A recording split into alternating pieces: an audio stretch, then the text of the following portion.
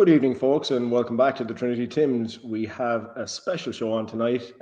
We decided to do an off-the-cuff show, I suppose you could say, to commemorate our qualification for the Champions League knockout stages last night, which was a fantastic achievement, albeit extremely hard, put it that way. We really put ourselves through the ringer last night, and myself and the guys discussed it in our previous podcast. We did say it was going to be close. I said it was going to be a war of attrition. I think it definitely turned out to be a war of attrition last night. I also said that I reckoned Ida would break his duck. I came bloody close to that, but, as I said to the guys, look, I suppose if he hadn't got his foot on the end of it, we wouldn't have that goal. So it's one way of looking at it, and I'm delighted that he was in that position. And what a ball from Hatate. I mean, that is what the guy has in his locker. That is what Brendan Rodgers holds out for, and that is what he did last night. That was just a stunning ball. It was a beautiful pass into Ida, and look, it got us our just rewards in the end. After I don't know what way you describe that first half. It was just nuts. I mean, Kyogo had the ball in the net 3 times. We missed a penalty. I mean, we should have been out of sight. The guys, we should have had those. As James says, we should have cleaned their clock. Absolutely cleaned their clock up to that point. So. Yeah, it was an emotional night, as you can probably hear by my voice. I lost my voice last night. I have somewhat regained it today. But we decided to do this show in light of what happened last night. So I'm going to go over to James and see what James has to say and what his thoughts are on that topsy-turvy game last night. Well, first I'm going to toss a verbal hand grenade into this. By saying, and I'll follow this up in the next section, by saying that I didn't want to do this show today. I have done it because other people thought it should be done. But I have a very distinct way of looking at this. It was mission accomplished last night, but not mission complete. We still have a game to play. And there is a general attitude around this that the job is done and that qualification was all that mattered. And while I appreciate that qualification is a good thing and a positive, and it's basically hit the target that we would have set, this job still has a ways to go yet. There's still a game to play, and it's a big game, and it's an important game, although you would not know that, to see the way some people are acting about it. Because the game is sort of being devalued and put aside, and it shouldn't be. And as I say, I will get to this in the next section. I have a hell of a lot more to say on it. But last night, yes. Last night was the culmination of a lot of things. Rodgers has brought a really disciplined mentality in this Champions League campaign. And I would not have believed that was going to be the case when I left the ground in Dortmund after seeing us get absolutely done. I thought that another heavy defeat in Bergamo was a certainty. I was really worried that night about Zagreb. And yet we've overcome those obstacles to be in the next round with a game still to play. And that's a testament to what Rodgers has done in this team. I've got an article that I write about the average age of the Celtic team. And a lot of people, and we know the types of people we're talking about, the accountancy types who think that £10 million for Kyogo is a good idea right now and whatnot. And some of them are concerned that the average age of the team means that we're running out of saleable assets. Well, I think the next 24 hours are going to disprove that sufficiently for them to shut up for a wee while about their favourite subject. But it's the average age of this team being 27. And that experience in those older heads and those cooler heads that got us into the next round. Absolutely no doubt about that. And it's the fact that we've been able to keep the core of this team together since it was built in Ange's first season. This is now its 4th season for some of these players playing together. And you can tell that they've been together for a while. And you can tell that they trust each other and they understand each other and they know what, and each one knows what the other one's going to do. And it was that last night which got us through. Because at this level, you need that experience and you need that depth of knowledge of how to play in this tournament and how to control a game when you're under pressure that you just don't get signing a team of projects and throwing them all into a match. No matter how talented they might be, you don't get that with them if you're reassembling the team every year. And I think that's why we're in the next round. I think that's the real credit goes to Brendan for that, and the way that he's integrated the signings into the team without changing too many of the fundamentals of the team. That's why next round. That's why we've qualified. Yeah, I agree with that. Last night we did something that we couldn't do in the past, and we ground out a result. Yeah, we ground it out. And in the past, I would have been. I mean, if you're talking a year ago, even if you're talking in Ange's time, we just didn't have that killer instinct. And look, okay, the goal was scrappy last night. It was a scrappy goal, but it was still a killer instinct. It was still a killer pass. It was still a killer, a run from Ida that got on the end of it and ended up putting it in, it ended up being deflected into the back of the net. But at the end of the day, we kept at it. We kept at it even after young boys got into the game. And it was inevitable with the pressure that we were putting on in the first half that they were going to get into the game at some point, and they had their spell. We'd say, in the last third of the game, they kind of were putting pressure on us. For Kasper Schmeichel, his double save was off the scale. That was a brilliant double save. That guy is just, he's so bought into the club. He's so bought into, he said it last night, that it was fantastic to play for a club like this, that he's waited till the age of 38 to play for a club like Celtic and to be experiencing nights like last night. So with a guy who has 20 years of career behind him, to come out with something like that is special, and to see what he did last night was special. And even that final save that he did at the end, I know it wasn't a majorly hard shot going towards him, but he still stopped it. And it raised nearly as big a cheer as the goal did. But yeah, it was, we worked really hard to get that result last night. And as I had said in our previous pod, it was a war of attrition. 100% it was a war of attrition, and that's what it ended up being. So, Joe, what's your view on it? What did you, you saw it in Dicey, in a bar over, called Dicey Riley's. What did you think of it? It was very enjoyable. The thing that really came over was the support in the last 15 minutes. There's been a few issues with the Celtic support and Brendan Rodgers and comments, and we've been told to be more like Swansea City fans, but I think Swansea City and others could be more like Celtic fans, because other supporters might have started heading home and been grumbling and looking at their phones. But in the last 15 minutes, the Celtic support really got behind the team. So that was fantastic. And without doubt, it had an influence in the game. It could have petered out, a bit of disappointment. There didn't seem to be many people leaving, and had a factor. It did have an effect on it. I'd like to mention a Norwegian person that knows a little bit about social media says we should smile more often in this podcast. So I think we had plenty of reasons to smile last night, but being Celtic, it didn't take too long to wipe those smiles away. The news on Kyogo was not welcome. If Kyogo was leaving, fair enough, but we all know our problems with succession planning. It's hard to say that without smiling. I think the only known incident of succession planning was Alistair Johnson coming in ahead of Juranovic leaving, and anyone that's thinking that £10 million is a great deal for Kyogo is off their heads. Bringing in fan favourites like Jota and Tierney might cover it up to an extent, but it's not the right way to be going. If we had a good striker signed and lined up, rather than finding out within an hour of the final whistle through some favoured sources that Kyogo's on his way, and then finding pictures today that he's in a private jet, it wipes the smile, it takes away the enthusiasm, and I might be a misery or a pessimist, but it does look like the accountants are firmly in charge of the club. There's no sense or logic. There's no football sense and no logic to it, but it's not unexpected by Celtic.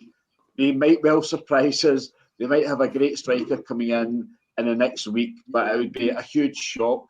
I don't think there's too many great strikers available at this time of year. Celtic will look very attractive, but it looks like they're bringing money in just now, but the bonus money coming in from reaching the playoff round and potentially pulling in another 10 million from UEFA another massive gate money from actually reaching the last 16. To the cynic, which is myself, watching the Celtic board, it looks like they could be preparing for failure next year. The chairman's mentioned it before. That's why we're accumulating all this money, rather than investing it sensibly and getting players in. So there's lots of concerns as ever with Celtic. It was a great effort for the team, good maturity, dug in. They played fantastically in the first half, and they're just missing something. And again, midway through the second half last night, how good would it be to go to your bench and be able to bring on 2 fresh wingers to replace Kuhn and Maeda and make other replacements? But Bernardo came on for Ingles, and Valle, who's probably on his way as well. That might be his last appearance. He came on for Taylor and made an impact. But the squad is short. Selling Kyogo makes the squad even shorter. Not much makes sense, but we'll see where we are. The transfer window stays open to the 3rd of February. By the 3rd of February, we'll know who we're playing in the next round. And crucially, we'll know the level of ambition of Celtic, whether it's been run for the accountants or whether it's been run as a football club. We all have our doubts. We all suspect which direction pulls strongest, who's got the most clout, and it could be awkward for Brendan Rodgers, but we'll see. He's got a media conference tomorrow, and he'll not give away too much in that media conference, but there's barely been a hint of a striker coming in. Matthias guy, Kvistenstad or whatever from Denmark, and suggestions of Ferguson from Brighton on loan, but it's not got to. Don't want anyone coming in on loan. I heard Peter Grant and Go Radio. They were discussing Tammy Abraham because Brendan Rodgers had worked with him. No thanks. There must be strikers out there, and the sanction. Clearly, Celtic have been thinking for some time. It's time that we cashed in Kyogo. I'd like to think at the same time they were equally as enthusiastic for finding a replacement. We've got Paul Tidsdale in now working for us. We've got David Pleat's contact book through English football. It would be negligent beyond belief if there's no one coming in to take Kyogo's place for the playoff matches. And whoever's coming in, they don't have much settling in time. They'll be in at the deep end. Otherwise, it's Adam Ida on his Todd as a striker. Again, Maeda is fantastic. He's a player and a half. I reckon we'd 11 and a half players on the park. So when you lose Maeda, you lose 1.5 players.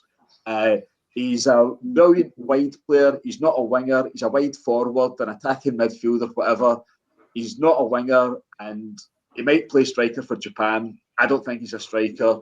He maybe do it now and then in the SPFL, but we'll soon find out the extent of Celtic's ambitions and whether we get to keep on smiling or whether we should have frowns on our faces and wonder about what's going on inside Celtic Park.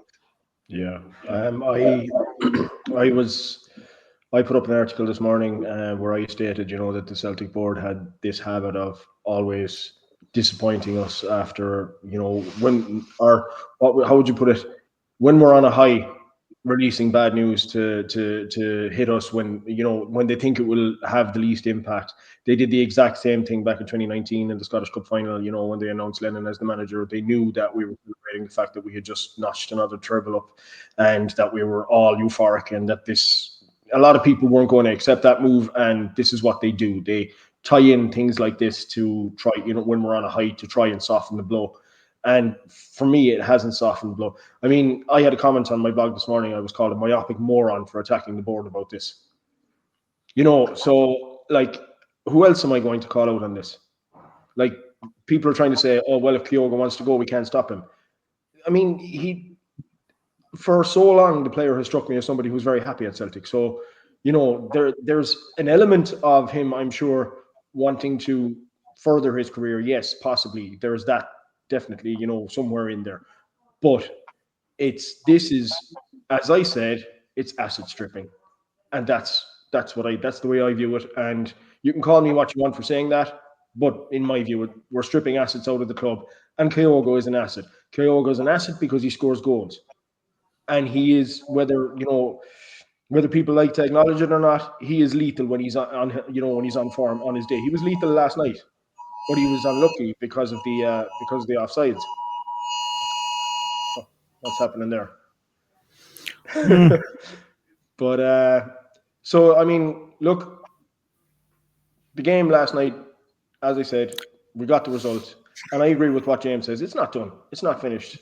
We have a huge game. We have the real Battle of Britain coming up next week when we take on Aston Villa, and it's no Mickey Mouse competition that we're in. This is the Champions League, and we have an opportunity to put ourselves in with a good shout of getting a favourable draw if we can get a result against Aston Villa. So, I mean, we need to be going all out for that. We're probably going to be weakened now going into that game because Dazen is banned. Dazen Maeda is banned. So we're going to have to start with Aida up front if Kyogo's gone. And straight away, that's putting us in a weaker position. That's not to say Aida could have the game of his life. We don't know. But at the end of the day, we've taken away an option in having Kyogo there. What's your view on that, James? No, I was just, my phone was buzzing there. It's one of those government alerts. Got a red alert weather warning for tomorrow, so battening down the hatches here. We have that here as well. It's hitting us first, James. On Kyogo, I suppose it's possible to be stunned and yet not surprised. My favourite teacher when I was at high school was the English teacher called Mr. Donnelly. He taught English. He was a football coach. He taught chess. He taught Latin class. He was a proper smart guy. And I remember when I first went and joined the chess club, and I think I was a member for about 4 weeks. And he said to me, right, now today I'm going to teach you how to play. And I said, but I know how to play. And he said, no, you know how to move the pieces. You don't know how to play. And that's our board. Our board knows how all the pieces move, but they are appalling at strategy. They have no strategic sense at all. At all. And I don't care what we do in the rest of this window. I genuinely don't care. If we sell Kyogo before the Villa game, that shows the weakness at our club. And it's a weakness of thinking. It's a weakness of attitude. See, this is one of the mistakes that the Ibrox mob made when they won the COVID title in 2021. And they started telling themselves that this was the start of something and that they were going to be the biggest team in Scotland again. They made a fundamental miscalculation. They mistook the strength of Celtic for the ambition level of the board. And they judged our club based on a handful of people who run our club. And that was completely wrong-headed. Because if we put forth our full power, we can swat them aside like an insect. That's where we are in relation to where they are. And that's just a fact. And they don't get that. But what's more important is that our board does not know how to use that power. And it never has. It's brought in a couple of exceptional coaches who've known how to assemble really good teams. But always there is their lack of strategic thinking and lack of strategic focus that holds this guy back. There is no excuse for weakening this team before we play the Villa game. This is what I said at the start. This is what I said. People are acting like it's mission accomplished. It's actually mission almost complete. This isn't done. The Villa game will determine how much money we make from this campaign. It will determine our coefficient points for this campaign. It will determine how high we finish in the group stages for this campaign. That also translates into money. So it makes no sense to hamstring the team when they could wait a week, and do this deal in 7 days' time. Makes no sense. But nobody at the club has thought beyond getting getting Kyogo out and bringing the money in. They've not thought any further than that. They've not given it the single iota of strategic thought, which would have convinced them that that wasn't a smart strategy. And I cannot believe that Rodgers is signing off on this. He must be pulling his hair out behind the scenes. Even if this deal was 99% complete, the minute the red card got shown to Dyson Maeda last night, someone should have been on the phone to Ren and saying, we have to delay this a week. We're going to need this guy in 7 days' time. It's a joke. It's a joke. And there's no justifying it. And because we lack strategic thought to even understand how stupid that is, I don't have any faith for the next 10 days. How can you have faith in these people getting it right? Yeah. How can you have faith that they'll deliver? For all we know, they've sold this guy dependent on X, Y, and Z happening, which might never happen. I won't be surprised if we finish this window weaker than we went into it, except with more money. And that will be an absolute travesty.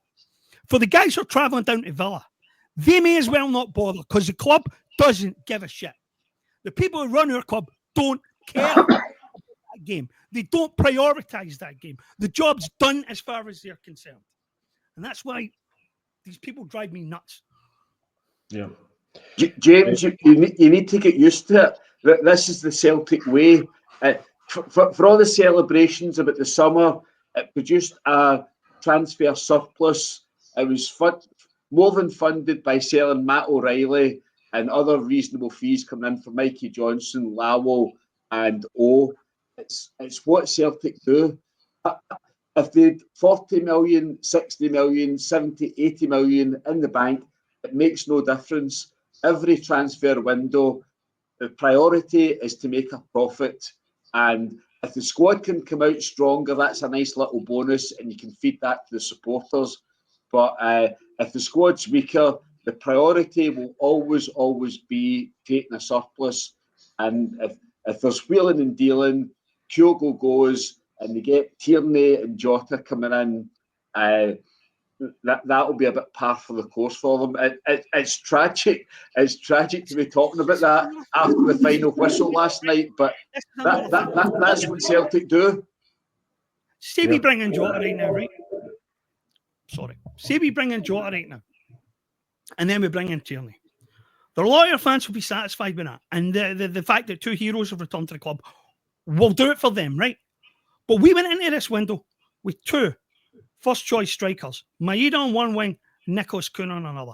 If we don't end this window with two top-class strikers and Maeda on one wing and Kuhn on another, and the player we badly need on the left-hand side to back up Maeda or challenge Maeda for his place, then this window has not accomplished its primary goal.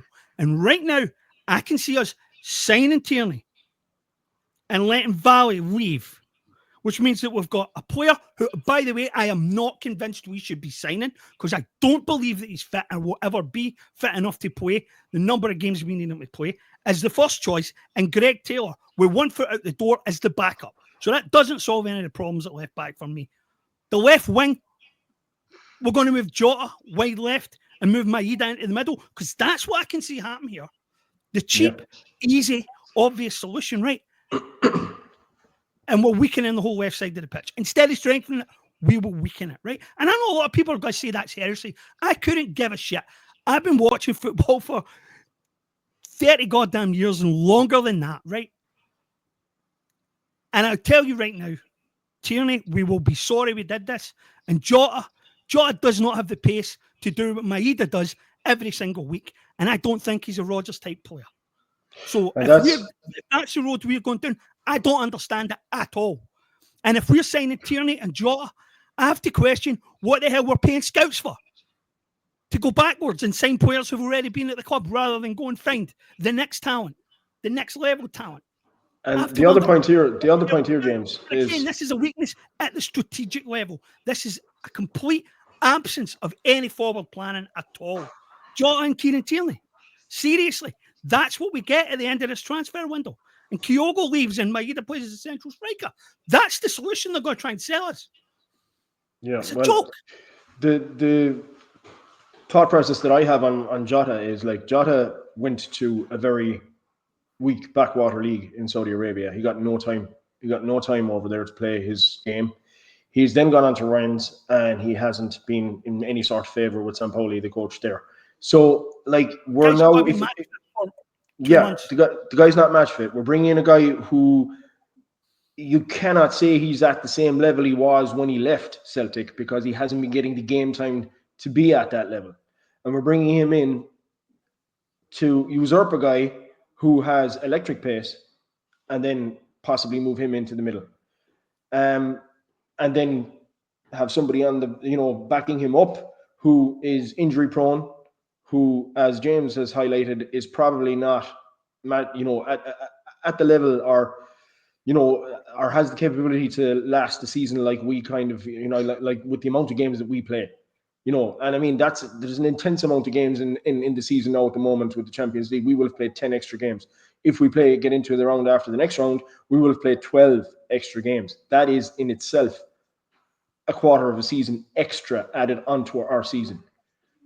So that goes back to strategic thought, and how the board are completely flying in the face of strategic thought here by this move. This move has it has a domino effect in so many different ways. Yeah, it does. That's the problem here. They don't see that, So, I mean, what's your view on that, Joe? It definitely has a domino effect. Oh, yeah. I mean, as I mentioned, the lack of wingers. We've got by in a Champions League campaign. We've progressed with 3 wingers, and one of them, James Forrest, was completely written off by Celtic this time last year. So we've had two good wingers, 2 fantastic wingers, but you risk running them into the ground. They were very effective last night, but not quite at their best. Kuhn came in from the left and just delayed, putting the shot away. It wasn't quite as well. Not many were at their Leipzig levels, but the knock-on effect's obvious. It doesn't look good. But again, us 3 will be in the minority. There'll be flag sailors and guys with scarves for Jota and Tierney. They'll be ready to press a button to have them on sale at the game at the weekend. But it doesn't make much sense. And the bottom line is, Jota's effectively been out of football for about 18 months. Since the Scottish Cup final, June 2023, against Inverness Cali Thistle. That was a Celtic farewell, and there's been very little effective football from him since then. I suspect he's not played many 90 minutes, and coming into Celtic for an intensive style of play, picking it up at the end of January, going into February. It could take him a month to get close to fitness, and during that time, there'll be 2 Champions League playoff matches come and go. So that we've mentioned before, Ange Postecoglou, folks say, it was a different time, it was a different window. He knew the league. Ange Postecoglou knew at the end of August 2021 what was needed in his team, and he had 3 solutions lined up for the 31st of December, and the other one, Matt O'Reilly came in, I think 14th, 15th of January. He watched the Alloa match. It was a kicking session against Barry Ferguson's Hammer Throwers. He made his debut against Hearts at Tynecastle. He was involved. He played again against Dundee United when Abada came up with a late winner for 10 men. And then it all came good on the 2nd of February. So we had Matt O'Reilly, with a brand new midfield, Matt O'Reilly, Hatate alongside McGregor playing with his mask on.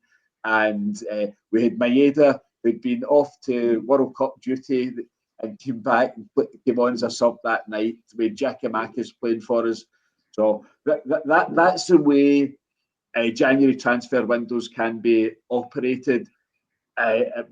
Every club just seems to fall back in this lazy, notoriously difficult. It's not notoriously difficult.